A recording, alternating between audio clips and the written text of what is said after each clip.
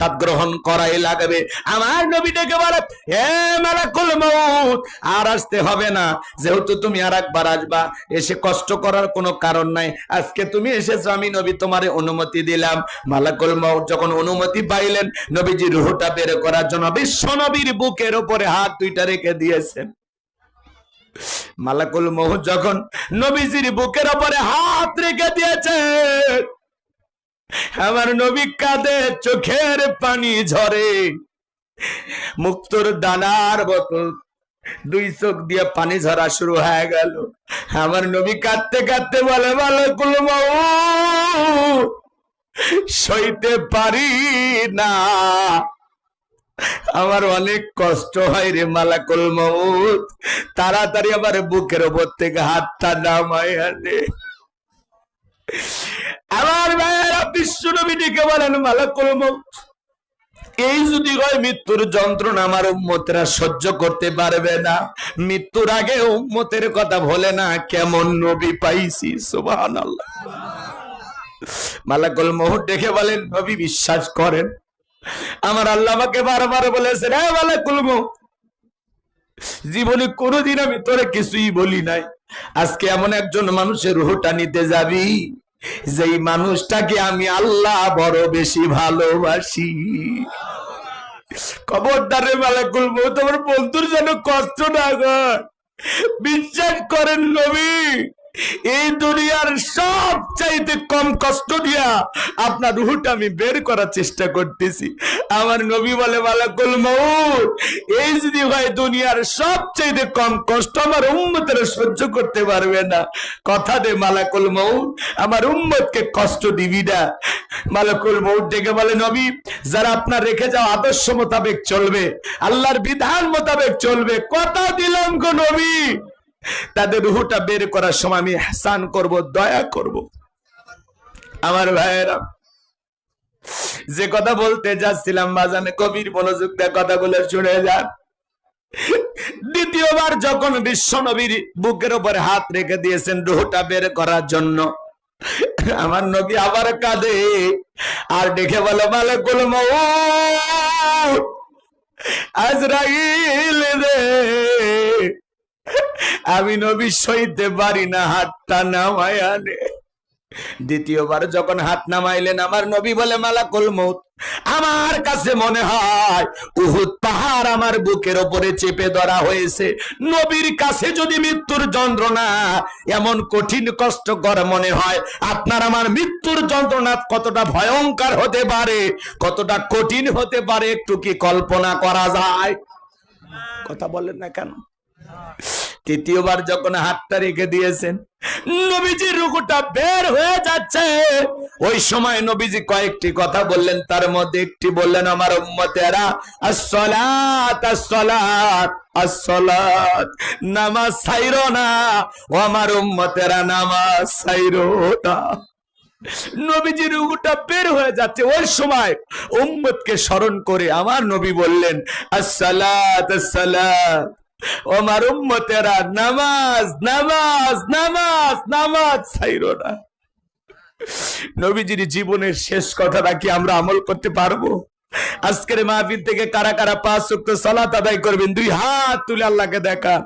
আল্লাহ আমাদের সবাইকে 5 ওয়াক্ত নামাজি বানায় দেন। জোরে বলেন আমিন, আরেকটু জোরে বলেন আমিন, আরো একবার বলেন আমিন।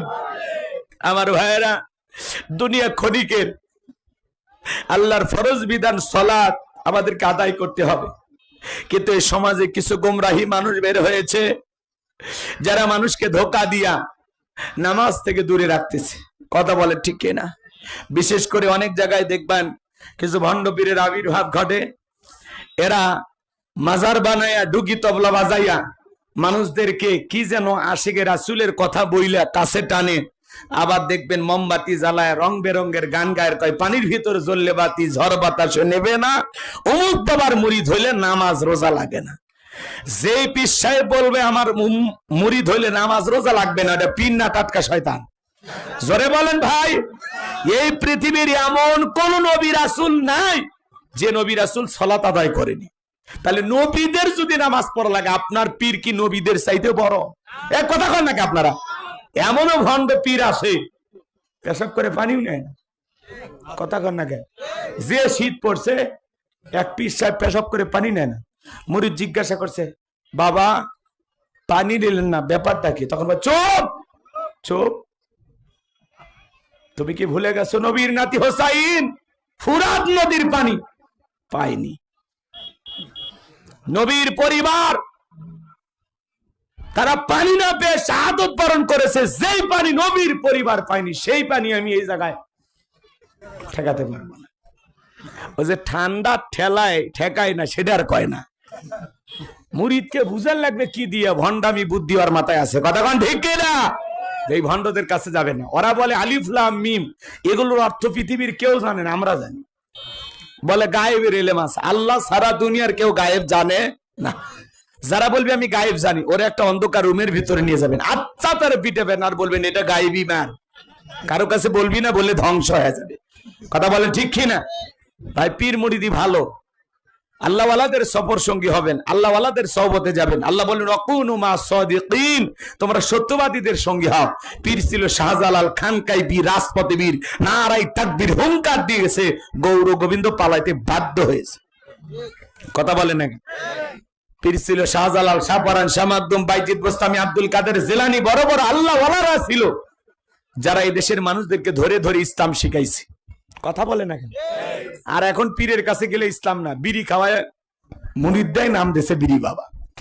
ল্যাংটা হয়ে আছে ওটা নাকি ল্যাংটা বাবা, শিকল পরে আছে ওটা শিকল বাবা, কয়েকটা তসবির দানা পরে আছে লাল কালো পাপড় দিয়া, ওটা বলে লালু বাবা। তো এই যে হলো সমাজের হালচাল, তো এগুলো ভণ্ডামি করা যাবে না। কথা কি বোঝা গেল? রাগ করতেছেন আপনারা মনে হয় না? আবার পীরের পায়ে যা সিজদা দেয়, পীরের পায়ে সেজদা দেওয়া শিরিক, নেতার পায়ে সেজদা দেওয়া শিরিক, মাজারে সেজদা দেওয়া শিরিক। নারী পুরুষ একত্রে হইয়া জিকির করে ডুগি তবলা বাজায়। কথা বলেন না কেন আপনারা? আছে না? ভাই মনের আলো বড় আলো, বাইরের আলো নিভে ফেলা, মনের পর্দা বড় পর্দা, বাইরের পর্দা খুলে ফেলা। রাত 12টার পরে বাতি নেবায় হু হু হু। কথা কেন? বাবা ভান্ডারি লাইন ছাড়া চলে না কি রেল গাড়ি? ভণ্ডারি আছে না? আপনার বউ মাজারে যায়, পীরের কাছে যায়, কি আপনি কি দুর্বল নাকি? কথা কন, কোটি পীর আছে এলাকাতে আছে, ভালো, সমস্যা কি? মুরিদ হন সবাই। রাগ করতেছেন আপনারা? আমি আপনার এলাকার কথা বলতেছি না, সারা দেশের কথা বলতেছি। কথা বলে ঠিক কিনা? এ এলাকায় আছে কিনা আমি জানি। রাগ করতেছেন আপনারা? যার বউ মাজারে যায়, আপনার বউ মাজারে যা ছেলে মেয়ে চায়, মানে মাজারে আমি নিজের চোখে দেখছি, ওই গম্বুজের উপরে তেল মালিশ করে ওই তেল আবার নিজের তল পেটে মাইকে বলতেছে, একটা বেটা দে রে বাবা, একটা বেটা দে, তুই না বেটা দিলে আব্বা বেটা দেবে কে? আপনি যে মাজারের পিসাবের কাছে ছেলে মেয়ে চাইতেছেন, ওই কি ছেলে মেয়ের কারখানা খুলে বসে আছে? চাইলেন একটা হাতে ধরায় দিল। কথা বলেন না কেন আপনারা? রাগ করবেন না, রাগ করবেন না। আলেমেরা যে কথাগুলো বলে একটু মন দিয়ে শুনবেন। আজকে এই দেশের মানুষ আলেমদেরকে কত মহাব্বত করেন, দেখলেন না? গতকালকে আমার ভাই যশোরে আলোচনা করেছেন ডক্টর মিজানুর রহমান আজারি। 25 লাখ থেকে 30 লক্ষ মানুষ, আল্লাহু আকবার বলেন। যশোরের মানুষ সবাই হাই হাই করতেছে যে কোরআন শোনার জন্য এত মানুষ আছে, জীবনে প্রথম দেখলাম। আল্লাহু আকবার। সোশ্যাল মিডিয়া জুড়ে তার বন্দনা। যশোরে কোরআনের মাহফিলে জনসমুদ্রে পরিণত হয়েছে। আল্লাহু আকবার বলেন। এই জন্য আল্লামা সাইদি হুজুর বলেছেন, এই যে লক্ষ লক্ষ মানুষ কোরআন শোনার জন্য আসছে, এরা হলো মৌমাছি, এরা কোরআনের মধু আহরণ করার জন্য এসেছে। কথা বলে ঠিক? এরা কোরআন একটা মধু, আর এগুলো হলো মৌমাছি, এরা এরা মধু নিতে আসছে। কথা বলেন ঠিক কিনা? ডক্টর মিজানুর রহমান আজারি ভাইয়ের মাহফিলে যারা কোরআন শোনার জন্য গেছে, তারা প্রত্যেকটা হলো মৌমাছি, তারা কোরআনের মধু আহরণ করার জন্য গিয়েছিল। কথা বলে ঠিক এরা। এই জন্য ভাইয়ের আমার, যেভাবে জনসমুদ্রে যশোরের মাহফিল ইতিহাস সৃষ্টি করেছে, আলেম ওলামাদেরকে মানুষ যেভাবে ভালোবাসা দেখানো শুরু করেছে, আমাদের বিশ্বাস আগামীর বাংলাদেশ ইসলামের বাংলাদেশ, আগামীর বাংলাদেশ আলেমদের বাংলাদেশ, নতুন বাংলাদেশ আমরা করব আলেমদের নেতৃত্বে। কথা বলে ঠিক এরা। আল্লাহ এই জমিনকে কোরআন আর ইসলামের জন্য কবুল করুন। একটু জোরে বলুন আমিন। কষ্ট হয় নাকি আপনাদের? আমার ভাইয়েরা, আমরা স্বপ্ন দেখি, আমরা স্বপ্ন দেখি এই জমিন একদিন আল্লাহর বিধান প্রতিষ্ঠিত হবে। কথা বলে ঠিক কিনা? আলেমদেরকে যেভাবে মানুষ মহব্বত করে, ইসলামের এই গণজোয়ার, এই ইসলামের প্রতি মানুষের যে আকর্ষণ সৃষ্টি হয়েছে, এটা আর দমায় রাখা যাবে না, থামায় রাখা যাবে না। কথা বলে ঠিক কিনা? আমরা কোরআনের বাকি আল্লামা সাইদি হুজুরকে হারিয়েছি। আজকে সোশ্যাল মিডিয়াতে প্রত্যেকটা চ্যানেলে মিজানুর রহমান আজহারী ভাই নিউজ দেখাইতেছে যে আজহারীর মাহফিলে কয়েক লক্ষ মানুষ। মিডিয়াতে যে বক্তাদের তাফসিরুল কোরআন মাহফিল এবং কয় লাখ লোক হয়েছে, এটা যে মিডিয়াত প্রচার হচ্ছে, তাহলে কি দিন বদলাইছে না? দিন বদলাইছে না? আগে বাধা দেওয়া হতো, নাচ গান প্রচার করা হতো, এখন আলহামদুলিল্লাহ মিডিয়ার ভাইদেরকে আমরা ধন্যবাদ জানাই। সময় টেলিভিশন, বিভিন্ন চ্যানেলে, যমুনা টেলিভিশন, কালবেলা, বিভিন্ন জায়গায়, প্রত্যেকটা চ্যানেলে, আর টিভি, বিভিন্ন চ্যানেলে নিউজ প্রচার হয়েছে আলহামদুলিল্লাহ। তা আলেমদের প্রতি এই যে মহাব্বত, ভালোবাসা আপনারা দেখাইতেছেন, এটা সামনেতেও দেখাবেন। আল্লাহ যেন মিডিয়ার ভাইদেরকে ইসলামের পক্ষে কাজ করা তৌফিক দান করেন। একটু জোরে বলেন আমিন। ভাইয়েরা আমার, অনেক কথা বলার ইচ্ছা ছিল, কষ্ট পাইছেন আপনারা, এই জন্য কোনো ভণ্ডবীরের কাছে যাবে না। মা বোন যারা বসে আছেন, যার বউ পীর সাহেবের কাছে যায়, ধমক দিয়ে বলবে, শোন শোন, এদিকে আয়। আয়েশা, ফাতেমা, খাদিজা, এদিক খেয়াল করেন, হাজেরা, আসিয়া, মারিয়ম, এদের জীবনীগুলো কিনে দেবেন। এই যে কিতাবগুলো পড়ো, এই বইগুলো পড়ো, এগুলো সব জান্নাতি নারী, এদের বই পড়, এইভাবে জীবন গড়, তারপরে মর। কথা কন। আপনার বউ আমলের কথা জানে না, আমার কাছে বলবেন, ফোন দিবেন, আমি আমল শিখাই দেব। কষ্ট হয়, এই জন্য খবরদার কোন মহিলা যেন কোনো পীরের মাজারে না যায়। কথা কয় নাকি? মেয়ে মানুষ যেখানে ফেতনা আছে, মেয়ে মানুষ যেখানে ভেজাল আছে, হ্যাঁ, এই দুইটা এক জায়গায় হওয়ার কোনো সম্ভাবনা নাই। কথা কয় না কে?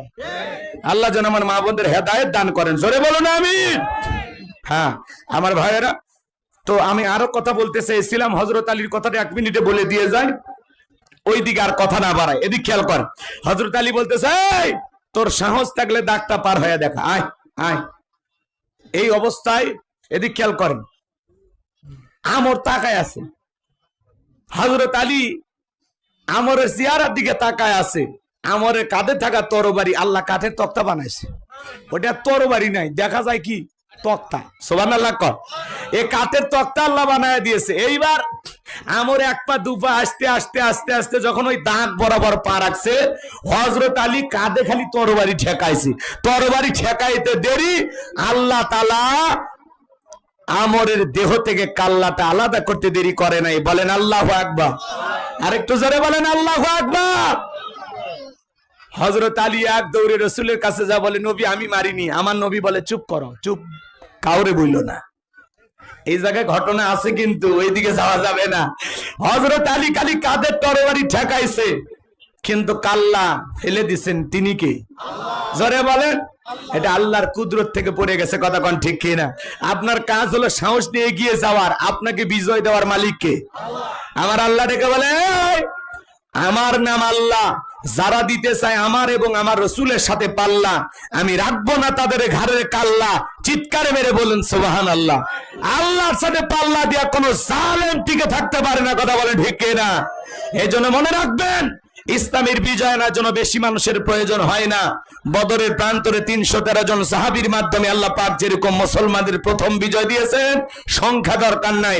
সংখ্যায় যদি আমরা কমও হতে পারি, আর বদরের মতো, বদরের সাহাবাই গ্রামদের মতো ঈমান আমল যদি মজবুত করতে পারি, আবারও পৃথিবীর জমিনে মুসলমানদের হাতে আল্লাহ বিজয় দান করবেন। কথা বলেন ঠিক কিনা? সেই বিজয় আনার জন্য জীবন দিতে প্রস্তুত কারা কারা? হাত তুলে দেখান। লিল্লাহি তাকবীর। আল্লাহ এই জমিনকে কোরআন আর ইসলামের জন্য কবুল করুন। আমাদের সবাইকে মিলেমিশে কাজ করার তৌফিক দান করুন। হক বাতিলের পার্থক্য বোঝার তৌফিক দান করুন। সঠিকভাবে 5 ওয়াক্ত সালাত মসজিদে গিয়ে জামাতের সহিত আদায় করার তৌফিক দান করুন। ওয়া আখিরি দাওয়ানা আনিল হামদুলিল্লাহি রাব্বিল আলামিন। সংক্ষিপ্তভাবে একজন মুখে আজান দেবেন, দিয়ে এই জায়গায় নামাজ হবে ইনশাআল্লাহ। এলাকায় কি মুনাজাত হয়, দোয়া হয়? তাহলে সংক্ষিপ্ত 1 মিনিটে দোয়া করে দিই। আল্লাহুম্মা আমিন। রব্বানা যালামনা আনফুসানা ওয়া ইল্লাম তাগফির লানা ওয়া তারহামনা লানাকুনান্না মিনাল খাসিরিন। মুরাদপুর দানাহাড়া মসজিদের উদ্যোগে আজকের তাফসীর ও কোরআন মাহফিলকে কবুল করো। সভাপতি জনাব সাইফুল ইসলাম, সহসভাপতি জনাব আইয়ুব আলী মোহরীকে কবুল করো। জনাব মোহাম্মদ বোকারম হোসেনকে কবুল করো। প্রধান মেহমান যাদের নাম আছে কবুল করো। বিশেষ অতিথি হিসাবে যাদের নাম আছে কবুল করো। আমন্ত্রিত উলামায়ে কিরাম যারা কথা বলেছেন মাওলানা মোহাম্মদ আতাউর রহমানকে কবুল করো। হাফেজ মাওলানা আবুল কাসেম সরকার দিনাজপুরীকে আল্লাহ কবুল করো। আল্লাহ তাআলা সকাল থেকে পর্যন্ত যত মানুষ কষ্ট করে কোরআনের কথাগুলো শুনেছেন, আল্লাহ সবাইকে এই কথাগুলোর উপরে আমল করার তৌফিক দিয়া দাও। আমার মা বোনেরা অনেক কষ্ট করে আলোচনা শুনেছে, আল্লাহ মা বোনদেরকে পর্দা করার তৌফিক দাও, নামাজি বানায়া দাও, স্বামীর খেদমত করার তৌফিক দিয়া দাও, তাদের দাম্পত্য জীবনকে হযরত আলী আর ফাতিমার মতো ভালোবাসা দান করো আল্লাহ। আল্লাহ তাআলা আমার যুবকেরা অক্লান্ত পরিশ্রম করে জান্নাতের বাগান সাজিয়েছেন আল্লাহ, আগামী বছর আরো বড় পরিসরে মাহফিলকে কবুল করো। হে রাব্বুল আলামিন, তোমার বান্দারা এমন ভাবে কথাগুলো শুনতেছিল, আমি যদি মাগরিব পর্যন্ত বলতাম তোমার গোলামেরা যাইতো না, যেহেতু তোমার হুকুম আসরের সালাত আমাদের সামনে, এই জন্য আল্লাহ আমি সংক্ষিপ্ত করে দিলাম। যতটুকু বলতে পেরেছি, যা বলতে পারি নাই, সবটুকুর উপরে আমাদের আমল করার তৌফিক দিয়া দাও। কোরআনের হেদায়েতের নূর দিয়ে অন্তরগুলো আলোকিত করে দাও। যে বাড়িতে খানা খাইলাম বসলাম, ওই বাড়ির উপর খাস রহমত বরকত নাজিল করো। আমার কলিজার টুকরা যুবকেরা যারা স্বেচ্ছাসেবকের দায়িত্ব পালন করেছে, এই সুন্দর আয়োজন করেছে আল্লাহ, হ্যাঁ আল্লাহ তাআলা আমার যুবকেরা গানের কনসার্ট না দিয়ে কোরআনের মাহফিলের আয়োজন করেছে, আমার কলিজার টুকরা যুবকদের ইমান খালিদ বিন ওলীদের মতো বানায় দাও, আমিরে হামজার মতো বানায় দাও। কাল কিয়ামত পর্যন্ত এই মাহফিলকে কবুল করো, এলাকাবাসীর উপর খাস রহমত বরকত নাজিল করো। জীবনে কোনোদিন যদি দিনাজপুরের মানুষের সাথে দেখা না হয়, এই মুখগুলো আল্লাহ জান্নাতের সিঁড়িতে পরিচয় করায় দিও আল্লাহ। আমাদের সবাইকে সঠিক কোরআন সুন্নাহর বুঝ দান করো আল্লাহ। যেভাবে আমল করলে আপনি খুশি হবেন, সেইভাবে আমাদের আমলের জিন্দেগি করার তৌফিক দিয়া দাও আল্লাহ। সবাইকে পাঁচ ওয়াক্ত নামাজি বানায়া দাও আল্লাহ। আমাদের পিতা মাতা যাদের কবরে চলে গেছে মাফ করে দাও, মা বাবার কবর জান্নাতের বাগান বানায়া দাও। রব্বির রহমহুমা কামা রব্বায়ানি সগীরা, অকুর রব্বির রহমহুমা কামা রব্বায়ানি সগীরা। আত্মীয় স্বজন পাড়া প্রতিবেশী যারা কবরে চলে গেছে মাফ করে দেন, কবরগুলো জান্নাতের বাগান বানায়া দেন আল্লাহ। এই গ্রামে যত মানুষ মাটির নিচে শায়িত মাফ করে দেন, আশেপাশে অমুসলিম ভাইরাও বসবাস করে আল্লাহ। আল্লাহ আমার ভাইদের নিরাপত্তা নিশ্চিত করা তৌফিক দেন, আমাদের সবাইকে মিলেমিশে সোনার বাংলাদেশ গড়া তৌফিক দিয়ে দেন। তামাম পৃথিবীর মুসলিম উম্মাহকে হেফাজত করো, ফিলিস্তিনের মুসলমানদেরকে বিজয় দাও আল্লাহ। দেশি বিদেশি সকল ষড়যন্ত্রের হাত থেকে আমাদের প্রিয় মাতৃভূমি বাংলাদেশকে আল্লাহ হেফাজত করো। এদেশের মসজিদ মাদ্রাসাগুলো কবুল করো, হক্কানি উলামায়ে কিরামদের কবুল করো। চর্মচোখে একটা বার দেখতে চাই কোরআন দিয়ে দেশটা চলে কেমন দেখা যায় আল্লাহ। এই জমিনকে কোরআন আর ইসলামের জন্য কবুল করো। সুবহান রাব্বিকা রাব্বিল ইজ্জাতি আম্মা ইয়াসিফুন, সালামুন আলাল মুরসালিন, ওয়ালহামদুলিল্লাহি রাব্বিল আলামিন। আল্লাহ আমাদের জানা অজানা ছোট বড় গোপন প্রকাশের সব গুনাহ তুমি মাফ করে দাও আল্লাহ। আমাদের জিন্দেগির গুনাহগুলো মাফ করে দাও, ওই কঠিন ভয়ঙ্কর জাহান্নামের আগুন থেকে আমাদের মুক্তি দাও। রব্বানা আসরিফ আন্না আযাবা জাহান্নাম ইন্না আযাবাহা কানা গরামা। রব্বানা আতিনা ফিদ দুনিয়া হাসানাতাও ওয়া ফিল আখিরাতি হাসানাতাও ওয়া কিনা আযাবান নার। আল্লাহ আমাদের সবাইকে মাফ করে দাও আল্লাহ। সবাইকে কোরআন সুন্নাহর সঠিক বুঝ দান করো আল্লাহ, দ্বীনের বুঝ দান করো আল্লাহ, সবাইকে হেদায়েত দান করো আল্লাহ। আল্লাহ আমাদের জীবনগুলো পরিবর্তন করে দাও আল্লাহ। আল্লাহ আমাদের পরিবারের সবাইকে নামাজি বানায় দাও আল্লাহ। আল্লাহ ছেলে মেয়েদেরকে দ্বীন শিখানোর তৌফিক দাও আল্লাহ। আল্লাহ আল্লাহ বেশি বেশি করে নেক আমল করার তৌফিক দাও। জীবনে একটাবার সোনার মক্কা মদিনায় কবুল করে নিও আল্লাহ। আল্লাহ আমি গুনাহগার একটি মাদ্রাসা আছে, মাদ্রাসায় নূরে মাদিনা, ৭০ জন ছাত্র, ২৪ জন এতিম গরিব অসহায়, যাদের থাকা খাওয়া চিকিৎসা পোশাক সম্পূর্ণ ফ্রি। আল্লাহ আমার মাদ্রাসাকে তুমি কবুল করো আল্লাহ। মসজিদ বানাবো একটি স্বপ্ন দেখেছি আল্লাহ, কবুল করো আল্লাহ। গণকবরস্থান বানাবো আল্লাহ, স্বপ্নগুলো দেখেছি তুমি কবুল করো আল্লাহ। মৃত্যুর সময় দয়ার নবীর চাঁদ মুখখানা দেখতে দেখতে জবানে জারি করে দিও লা ইলাহা ইল্লাল্লাহু মুহাম্মাদুর রাসূলুল্লাহ সাল্লাল্লাহু আলাইহি ওয়াসাল্লাম। যাদের ওযু আছে ভাই এই জায়গায় দাঁড়িয়ে